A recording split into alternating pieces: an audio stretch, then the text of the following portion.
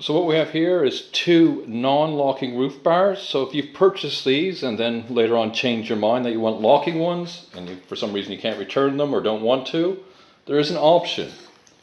So what we can see here, this is the clip to lock the roof bar to the rails on your car. And you can see you can tighten it here, and that locks it in from the side angle. Just move it in like that. You can see how it pulls in to tighten it. As you can see here, someone could just come along and undo this and remove the roof bars. So there is a cover that goes on to protect it, but this is also on an Allen key, so this can simply be removed to get access to this. So what we can do is replace this bit with a lock. So what I've simply done is gone online and bought some roof bar locks.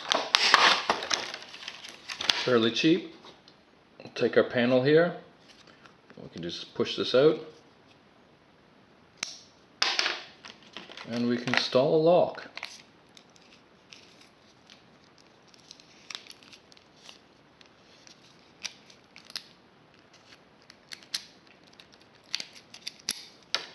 It really is that simple.